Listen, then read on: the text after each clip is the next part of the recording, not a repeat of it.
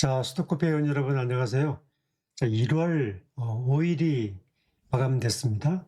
오늘 시장은 이제 코스피가 역사적 가장 높은 4,400까지 돌파를 했기 때문에 향후 시장이 매우 궁금하기도 하고요. 또 2차 전지 섹터가 어떻게 될 것인지 오늘 반등 흐름이 좀 강했는데 그런 흐름으로 이야기해 보겠습니다. 또 하나는 이제 최주선 사장의 신년사에 담긴 2차 전지 방향성, 그리고 반도체 랠리 이후의 주도주의 변화, 이런 내용으로 강의를 해보겠습니다. 자, 오늘 시장 흐름을 보게 되면 삼성전자, 하이닉스 중심의 시장 주도가 지속되고 있죠. 따라서 삼성전자가 이제 13만 원대, 그리고 하이닉스가 70만 원 근처에 임박을 한 상황입니다.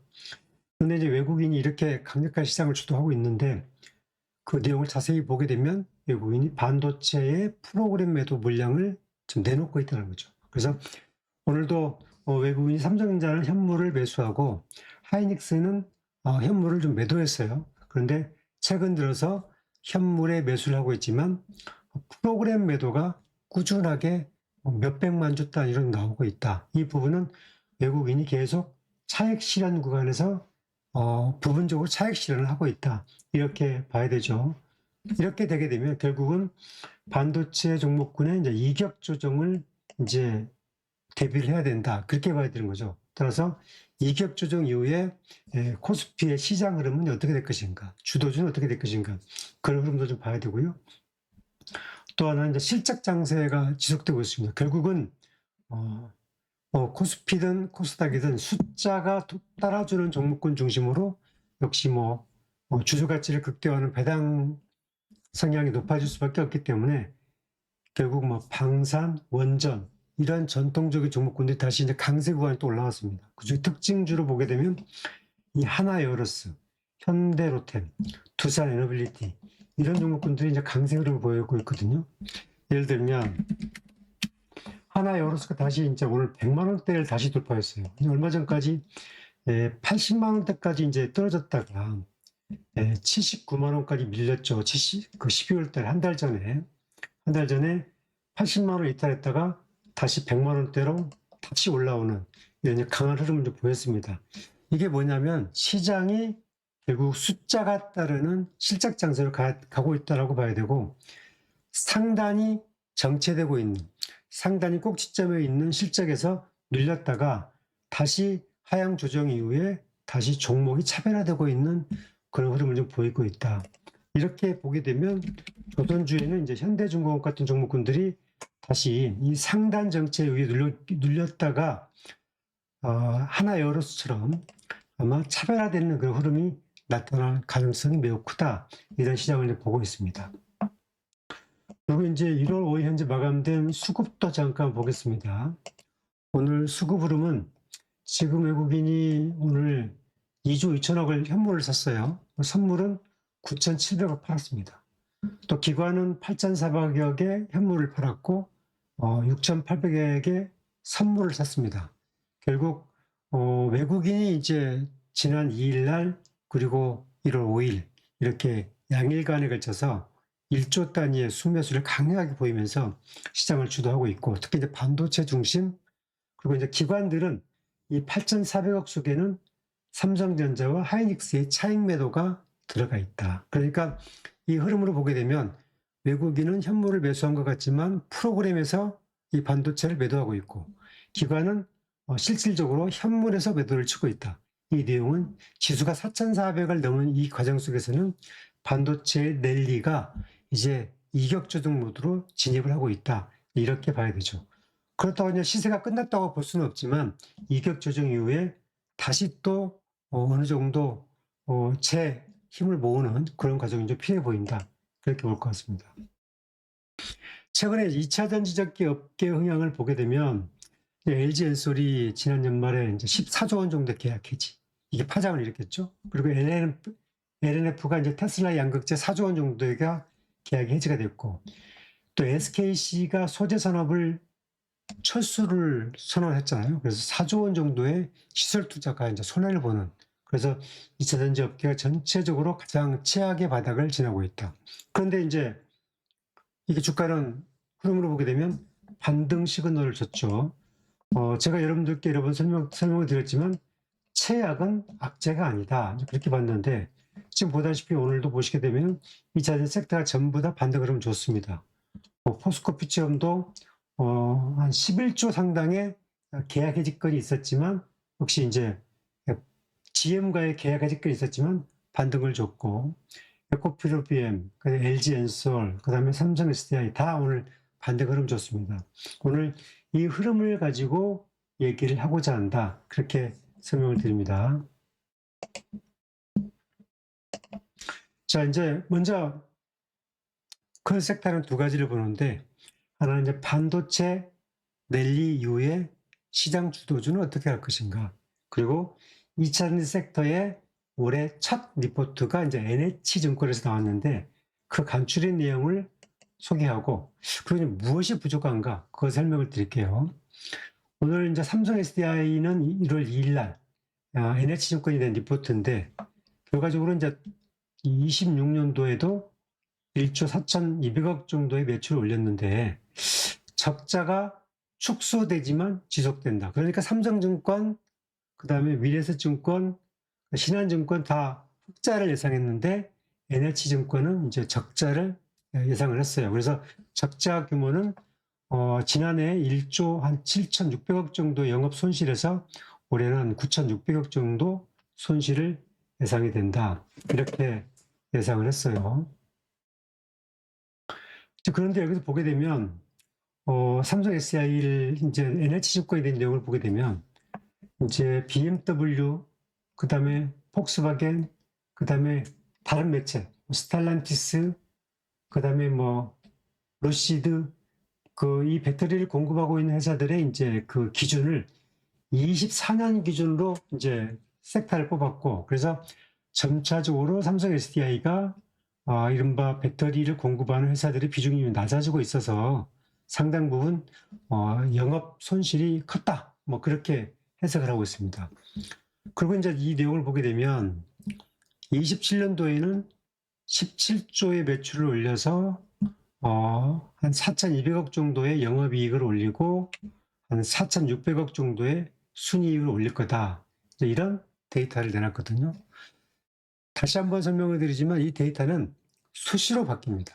1년이면 한 증권사가 적게는 5번, 많게는 7번까지 리포트를 내기 때문에 이게 기본적으로 정답은 아니고 우리가 이것을 언급하는 이유는 이런 내용이 참고로 하고 어떤 점을 어떻게 시각을 보고 있나 그걸 보기 위해서 보는 것이다. 그리고 이 부분은 정답이 아니다. 이렇게 나왔다고 해서 주가가 뭐 출렁출렁하거나 나쁘아 보이진 않다. 왜냐하면 지금은 최악에서 벗어나고 있는 과정이고 올해 하반기부터는 2차 전지 업황이 회복되는 구간에 있기 때문에 그런 흐름을 좀 보는 게 중요하다. 이렇게 봐야 되겠죠. 주가, 이제, 그래서 목표 주가를 41만 원까지 올렸다가 35로 낮췄어요. 그런데 이제 이 35의 주가는 어떻게 보게 되면은 2024년 11월 25일 이후에 가장 높은 주가이기 때문에 이 부분은 크게 의미는 없다. 이렇게 봐야 될 것 같습니다. 자, LG엔솔도 보시게 되면 LG엔솔에 대해서도 지금 내년도에 25조의 매출을 올려서 1조 2,500억 정도의 영업이익을 올리고 순이익은 올해는 한 1조 2천억 정도의 순이익이 예상된다. 그러니까 LG엔솔은 올해 1조 2천억 정도 순이익이 예상이 된다는 거예요. 그리고 이제 27년도에는 30조의 매출을 올려서 3조 5천억의 영업이익 그리고 순이익은 한 1조 정도 순이익이 예상됩니다. 여기 있네요. 1조. 올해 순이익은 한 5,100억. 내년도의 순이익은 한 1조 한 600억 정도 순이익이 예상된다. 그러니까 NH증권은 상당 부분 좀 네거티브하게 2차 전지 섹터, 그러니까 가장 대장주인 삼성 SDI와 LG엔솔을 이렇게 보고 있어요. 좀 정리해서 다시 말하면은 올해는 영업이익은 작년에는 영업이익은 한 1조 2천억 내지만 최종적으로 주주가치 순이익은 한 1,700억 정도 적자가 LG도 낮다. 하지만 26년도 올해는 한 1조 2천억 정도의 순이익이 예상이 된다. 그리고 내년도에는 27년도에는 한 2조 4천억 정도의 순이익이 예상이 된다. 이런 데이터를 내놓고 있습니다. 결국 NH증권이 보기에는 LG 에너지 솔루션이 이제 캐파가 가장 크기 때문에 가장 실적 구간에서 회복이 빠를 것이다. 이런 전망을 내놨고, 목표가를 64만 원에서 49만 원으로 약간 좀 톤다운 시켰습니다. 하지만 이제 올해 1월 2일 49만 원을 목표가를 낮췄지만 이 목표가는 24년 11월 25일 이후에 가장 높은 목표가를 시현하고 있기 때문에 크게 의미는 없다. 언제든지 목표가는 다시 높일 수 있는 여지가 있다. 이렇게 봐야 되죠. 자, 그 신한투자증권이 이제 11월 말에 낸 자료에 의하면은 LG엔솔은 올해 1조 2천억 정도의 순이익, LG에너지솔루션은 거의 같아요. 하지만 삼성은 올해 6,300억 정도의 순이익을 예상했고 27년도에 한 3조 정도의 순이익을 예상을 했는데 조금 그 신한증권, 미래에셋증권, 삼성증권 다 흑자 전환을 예상했는데 NH증권만 좀 네거티브하게 봤다. 적자가 축소되지만 지속될 거다. 이제 그렇게 봤던 거예요. 그래서 이 흐름으로 보게 되면 LG엔솔은 26년도에 1조 2천억 순이익, 26년도에 삼성증권은 삼성 SDI는 6,300억 정도의 순이익이 예상이 된다. 이렇게 한 전례가 있습니다. 자, 그런데 이 NH증권의 이제 리포트를 보게 되면 이 중간중간 그 빠진 감이 있어요. 이제 결함이 있다는 거예요. 그 결함이 뭐냐? 이전부터 좀 보수적인 평가를 계속 해왔던 증권사고 27년도에 흑자를 예상을 하고 있는데 사실 북미나 유럽 중심의 그 삼성 SDI, 현대 기아차에 공급하는 신차에 공급하는 론칭되는 효과는 반영되어 있지 않다. 그러니까 과거 중심의 데이터를 가지고 상당 부분 비중 있게 리포트를 작성해 보인다. 북미의 ESS 효과를 굉장히 보수적으로 반영을 했다. 또 후속 수주 기대감과 상생 기대감이 좀 많이 낮춰 리포트를 작성한 것 같다. 그래서 NH증권 리포트는 제가 보기에는 상당 순간 좀 상당히 빈틈이 좀 있어 보인다. 그렇게 보이는 겁니다. 어떤 점을 봐야 되냐면은 최근에 이제 그 삼성 SDI가 이제 현대 기아차하고 신차를 론칭했어요. 그래서 올해부터 신차가 나오는데 하나는 이제 EV2가 나옵니다. EV2. 이 EV2가 나오고 설명을 다시 드리면 이 EV2가 이제 기아차가 나오고 GV90이 나옵니다. 그래서 최근에 이제 언론들에서 나왔던 내용 중에 GV90이 정의선 회장이 10년의 뚝심이 발휘되었다. 그런 얘기 나오잖아요. 이 GV90은 이제 벤츠라든지 BMW, 아우디의 가장 최고급 모델, 거의 1억 5천에서 2억 정도 가는 최고급 모델과의 경쟁하는 전기차고, EV2는 기아가 만든 유럽 시장을 타깃으로 하는 가장 이제 사양이 적은 SUV급의 이제 신차입니다. 이게 이제 올해 3월 달에 나오고 올해 이제 1분기 말 또 2분기 중에 나올 예정이에요. 이게 이제 공급이 되겠죠. 근데 이 가치도 좀 누락되어 있는 것 같다. 그런데 이제 기아 EV2는 두 가지 모델로 나와요. 하나는 엔트리 모델, LFP 기반의 저가 배터리, 그 다음에 롱 레인지 모델, 삼성의 각형 배터리가 들어가는데 이 LFP는 아무래도 이제 CATL이나 LG 걸 쓸 것 같고 이 각형은 삼성 SDI가 공급합니다. 투트랙으로 나눠집니다. 이전과는 달라졌어요. 그런데 이제 25년도에 EV3가 유럽에서 7만 대 전후가 팔렸어요. 그렇죠?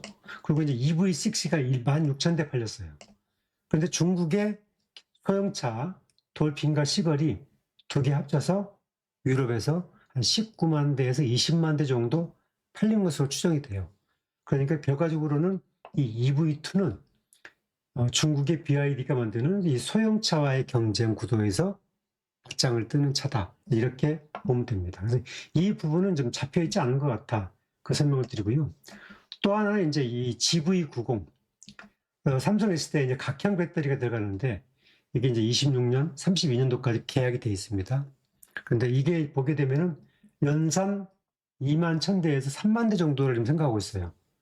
그래서 정의선 회장이 현대차에서 만드는 가장 최고급 비싼 차, 그 차예요. GV90. 그리고 10년을 먹여 살릴 차다. 그렇게 하다는 거 아니에요? 이런 것들을 이제 좀 빠져 있는 것 같다. 그리고 또 하나는 이제 테슬라의 ESS 공급의 협상을 좀 진행 중에 있는데 2달째 지금 수년되고 있죠. 이 부분도 이제 뭐 미뤄지고 있긴 한데 뭐 무산 공시는 나오지 않았기 때문에 여전히 유효한데 빠져 있고, 또 정부의 2차 ESS 수주 결과가 곧 이제 이달 말에 나오죠. 1월 하순 중에 나오는데 그 결과도 아마도 이제 삼성이 7, LG가 3 이렇게 해서 7대3 구도로 삼성이 좀 유리한 2차 수주 발표가 나오지 않겠느냐, 좀 그렇게 보고 있습니다. 그 이유 중에 하나는 아무래도 배터리에서는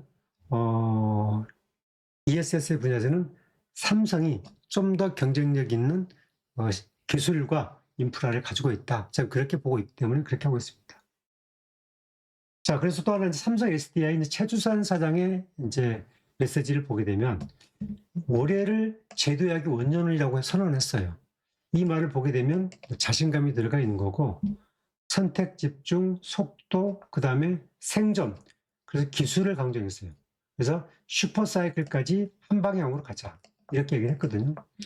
이 내용을 보게 되면 가장 최악을 넘어가는 과정에서 벗어나고 있다, 그렇게 봐야 되고, 현재 나오는 주가의 흐름이 아마 그걸 잘 보여주고 있지 않겠느냐, 좀 그렇게 보고 있습니다. 그래서 지금은 2차전지 비중에서 뭐 셀 관련 대장주는 매도가 아니라 좀 버텨야 되는 구간, 그리고 슈퍼사이클 27년도 초에까지는 좀 내다보는 투자 전략을 가져가야 된다. 그리고 최근에 이제 삼성전자가 보여준 이 반도체 슈퍼사이클 이끌었던 힘을 보게 되면 2차전지 섹터도 반드시 슈퍼사이클을 온다. 그런 차원에서 전략적 선택을 잘 했으면 좋겠다. 그런 코멘트를 저는 이제 드리겠습니다.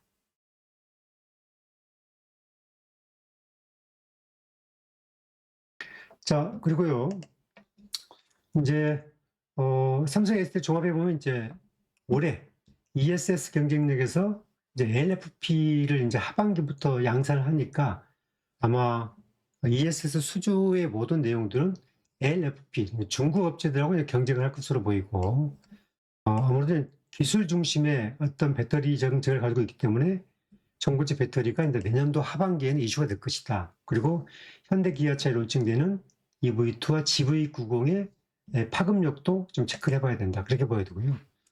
LG에너지솔루션은 전기차의 하향 조정을 선반영했어요. 그리고 북미 중심의 ESS에 빠르게 대처를 했다는 점도 눈여겨 좀 봐야 되고, 또 오하이오 공장을 4조 2천억에 매각을 해서 적극적 리스크 관리에 나서고 있다는 점도 눈여겨 좀 봐야 되고요. 또 올해 르노하고 중저가의 LFP 배터리를 공급하는 것도 LFP의 가장 국내 업체에서 중국과의 경쟁 모델을 갖다는 점에서 이 부분도 좋은 시그너지로 나올 가능성이 크다. 그리고 이제 46파의 원통형 배터리의 실적도 개선 기대가 되는 점이 있기 때문에 LG엔솔이 모든 증권사들이 높게 보는 이유가 그건데, 이제 부채 비율이라든지 발행 주식수가 많다는 점에서, 그런 점에서 보게 되면은 이제 조금 삼성과 LG의 장점과 약점이 다르다, 그렇게 봐야 되는 거죠. 자, 정리해서 말하면 지금 2차전지 섹터를 가장 부정적으로 보는 건 아니고요. 이런 내용들을 봤을 때 그 NH증권이 냈던 이 리포트의 내용 자체가 중간중간 결함이 많고 또 빠져있는 흐름들이 많이 있어서 오늘 주가의 흐름을 보더라도 지금 주가 모형만 잠깐 보고 이제 마무리하겠습니다.